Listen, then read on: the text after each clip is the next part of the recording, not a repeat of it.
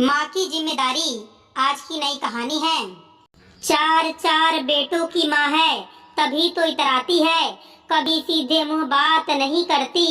सुना है रमा के दोनों बेटे विदेश में रच बस गए हैं। कल ही रमा छत पर खड़ी थी, कह रही थी तीसरा बेटा भी जल्द ही विदेश जाने वाला है और सबसे छोटे बेटे की सरकारी नौकरी लग गई है।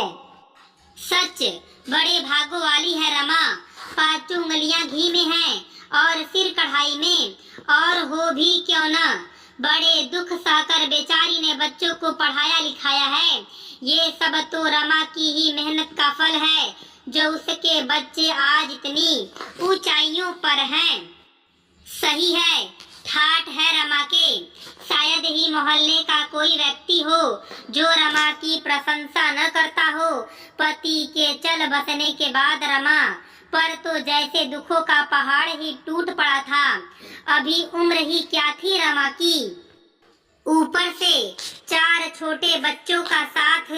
ईश्वर की कृपा इतनी रही कि पति शासकीय कर्मचारी थे। बड़ी मशक्कत के बाद रमा को अनुकंपा से नौकरी मिल सकी। अकेले चार बच्चों को संभालना और नौकरी करना, ऊपर से परिवार वालों का कोई साथ नहीं। इन सब के बाद भी रमा ने हिम्मत नहीं हारी और अंततः रमा की मेहनत रंग लाई। एक औरत होकर इतना साहस। एक समय ऐसा भी था जब यही मोहल्ले वाले रमा के बारे में तरह तरह की बातें करते नहीं थकते थे। सुरेश को गुजरे 10 दिन भी नहीं हुए थे। अरे अभी उम्र ही क्या है बेचारी की, देखना दूसरी शादी करेगी। हाँ सही है, 4 बच्चों को अकेले पालना भी तो कितना कठिन है। कौन ब्याहेगा 4 बच्चों की माँ को, जितने मुंह उतनी बातें। रमा के हृदय की वेदना तो वही समझ सकता था जिसने यह पीड़ा सही हो। पति से ही सारे रिश्ते होते हैं, पति नहीं तो कौन पूछता है। इस असहाय की कसर भी रमा की देवरानी कामनी ने पूरा कर दी। एक दिन वह भी रमा से बोल पड़ी, दीदी हमारे साथ भी 2 बच्चे हैं। दोनों बच्चों की फीस भैया की तो सरकारी नौकरी थी, लेकिन इनका तो प्राइवेट काम है। चला तो चला, नहीं तो नहीं। दीदी मेरी बातों का बुरा नहीं मानना, आप तो मेरी बड़ी बहन जैसी हो। लेकिन रमा मन ही मन समझ गई। आंखों में आंसू भरकर कमरे की ओर जाती हुई बस खुद से एक ही सवाल कर रही थी। कल तक सुरेश जीवित थे, सारी दुनिया अपनी लगती थी। सुरेश के जाते ही रमा जीवन के कठिन दौर से गुजर रही थी। आंखों में आंसू भी आते तो रमा को देखकर उसके बच्चे रोने लगते। रमा की हालत तो ऐसी थी जैसे शरीर से प्राण निकल गए हों और सांस चल रही हो। घर पर लोगों का आना जाना लगा रहता, जितने लोग उतनी बातें। सुरेश के ऑफिस के भी कुछ लोगों का घर मिलने आना हुआ। सुरेश के व्यवहार के बारे में सुनकर रमा बार बार रुआंसी हुई जा रही थी। भाभी जी होनी थी सो हो गई, लेकिन अब आपको अपने बच्चों के लिए खुद को संभालना होगा।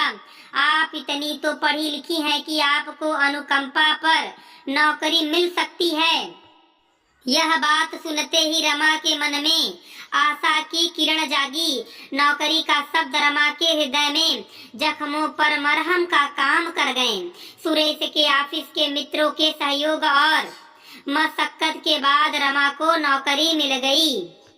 नौकरी लगते ही रमा के प्रति घर वालों के तेवर तो बदल गए, लेकिन इस सब के बाद भी रमा के संघर्ष कहाँ कम होने वाले थे।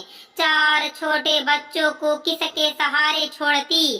देवरानी ने पहले से ही रमा के मन में खटास भर दी। परीक्षा तो 1-2 दिन की होती है, लेकिन कई वर्षों का संघर्ष रमा को वज्र सा मजबूत बना गया।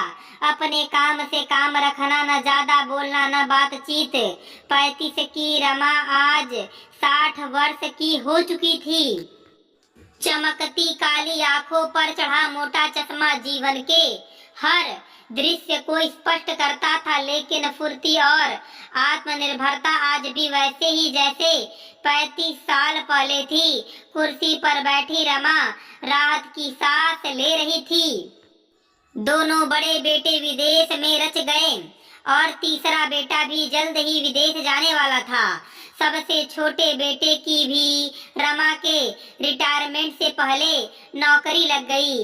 रमा के बेटे अपने अपने जीवन में आगे बढ़ रहे थे। समय इतना विपरीत भी हो सकता है, ये कौन जान सकता था। रमा को भी जीवन का एक विपरीत दौर देखना बाकी था। वृद्धावस्था की ओर तीव्रता से बढ़ते जीवन में ऐसा भी मोड़ आएगा, शायद रमा ने भी नहीं सोचा होगा। सुबह का समय रमा दैनिक कार्यों में लगी थी। बाथरूम में नहाने का पानी रखकर रमा ने दरवाजा लगाया था कि जोर से आवाज आई। आवाज सुनकर देवरानी की बेटी दौड़ी आई। ताई जी क्या हुआ? रमा अचेत हो चुकी थी। जैसे तैसे रमा को बाथरूम से बाहर निकाला।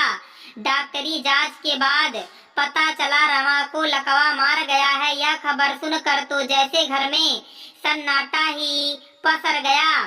जब तक आदमी के पास पैसा है और उसके हाथ पांव चल रहे हैं, तब तक दुनिया आपकी होती है।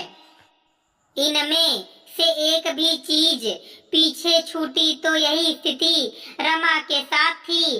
देवरानी मन मसूर कर रमा की देख रेख कर रही थी, लेकिन बात बात पर पति को ताना देती।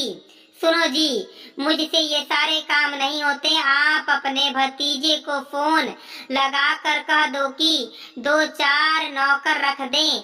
मैं कोई नौकर नहीं हूँ।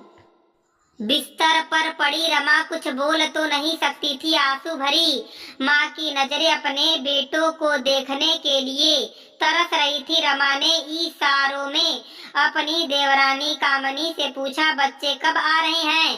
कामनी तो मानो रमा से यही प्रश्न की प्रतीक्षा कर रही थी कि कब उसे 1-2 बातें सुनाने का मौका मिले।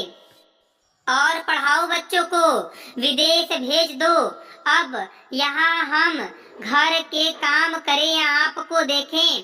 पैसा भेज दिया, बस काम कौन करेगा सारा? हमारा तो 2 वक्त का आराम भी बेकार हो गया।